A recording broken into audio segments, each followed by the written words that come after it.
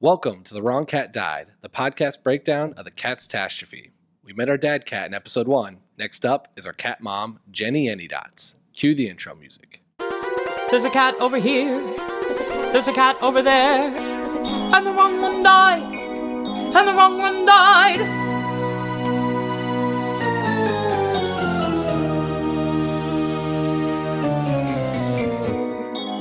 Welcome to The Wrong Cat Died, the podcast breakdown of the catastrophe.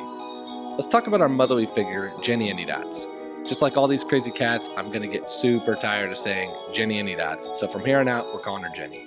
If you had any doubts about how weird this show is, Jenny is about to blow your mind. But before we get into the weirdness, let's discuss who is Jenny. Jenny is bipolar. Basically, Jenny's the lazy cat sleeping and doing absolutely nothing of value during the day, but at night, Jenny's the mom getting everything in order. The song follows that same bipolar style with Monkish Trap singing the daytime life in a slow narrative, while her nighttime life is sung by 3 cats who I don't even know who they are. I'm pretty sure one of them is Taylor Swift. It's pretty clear that the cats have mixed reviews on her, but some seem really excited to see her while others are a little less excited. So what do we know about Jenny? Jenny works the graveyard shift after sleeping all day, but at night, she is running the show as mom.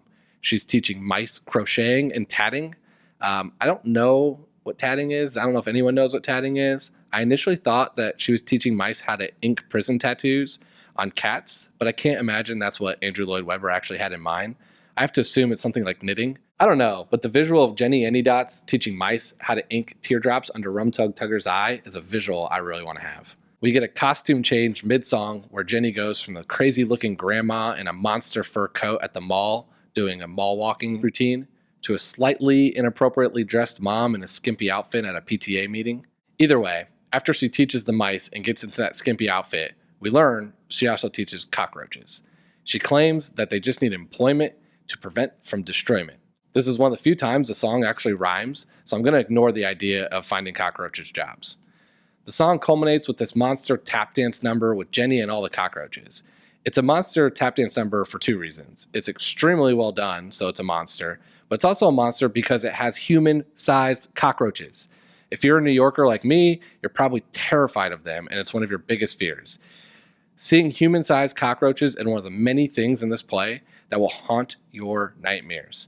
The tap dance ends with the cat singing, "For she's a jolly good fellow," and then the number just is over. It's a little out of place, but that's how the song ends. Just like the song ends anticlimactically, so is this section.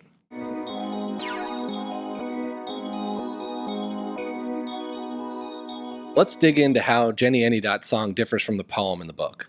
The song stays pretty true with the lazy moments being slightly shortened, but nearly identical. The book also covers her work with mice and cockroaches. But where it differs is it goes into way more details. We already know that she teaches the mice to crochet and tat, but the poem goes even further. We learn that Jenny feels the mice aren't quiet due to their irregular diet. She goes to remedy this situation by cooking them mice cake of bread and dried peas along with the beautiful fry of lean bacon and cheese. Again, T.S. Eliot rhymes a lot better. I don't know about you, but the mice seem like they're in a retirement community. They're crocheting and tatting during the day and eating bread cake and dried peas at night. If these mice aren't already 90, they will be soon. I know that this is a podcast, but the poems are accompanied by some incredible drawings. Jenny is standing in front of a composer stand showing mice how to crochet, but it actually just looks like she's playing with a ball of yarn. A cat with a ball of yarn. Brilliant move, T.S. Eliot.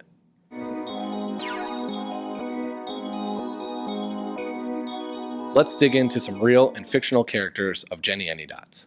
Jenny's bipolar nature makes her a natural Jekyll and Hyde, but I want to focus on her momness and cover a few TV and movie moms that she really reminds me of. The first is the obvious one, Mrs. Molly Weasley.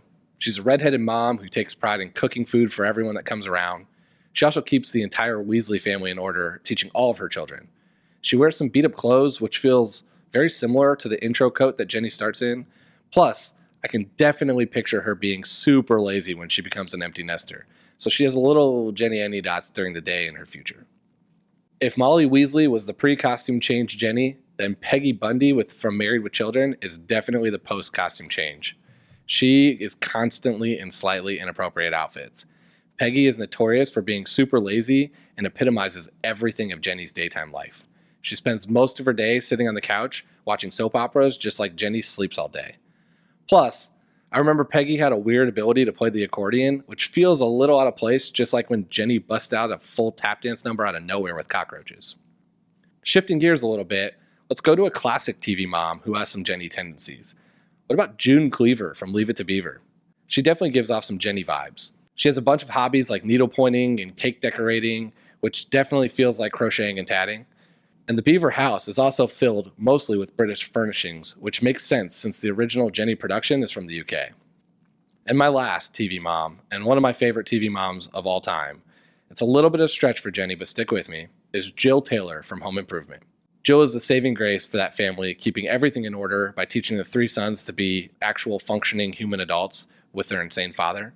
She can't cook, but the part that really stuck out to me for Jenny is the anniversary episode towards the end of the second season. Tim can't dance to save his life, but they go to a ballroom dancing teacher to learn. Jill was a natural, which makes me think that she would totally crush a cockroach-infested tap dance number at the end of a random Tool Time episode.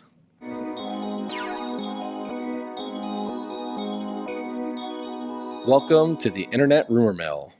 Jennyanydots' rumor is a little light, but let's tackle the couple pieces I could find. First thing I found was that Judi Dench, who was going to play the Old Deuteronomy in the movie, was actually slated to play Jennyanydots in the original UK production. I wonder if she's going to give Rebel Wilson any pointers. I didn't see any rumors on Jenny being certain cats' moms, but based on the rumors from Old Deuteronomy, I'd be really surprised if that's not the case, so I'm going to start that rumor. She has to be the mother of a handful of these kittens, right? My best guess is Mungo Jerry and Rumple Teaser. They're definitely got to be her offspring, and we'll get to them in a later episode where I'll kind of explain why. The last rumor I found is the one that I told you I know nothing about, which is that Jennyanydots is a Gemini. So I mentioned in episode 1, I don't know squat about astrology. But since there's really not that many rumors, I decided to do a little digging for you. I found a website called cattime.com, which breaks down what your cat's zodiac sign says about your cat.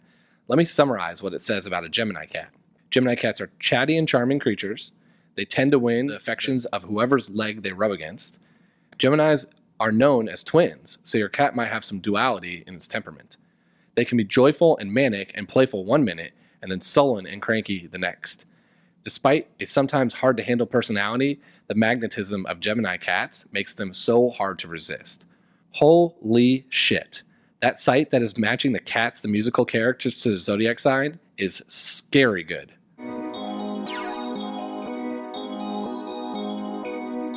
My favorite YouTube comments. You'll catch a trend here with Jennyanydots.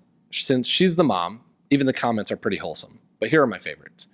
From Julia Whitmore. Julia, me, age 9, I want to be Victoria.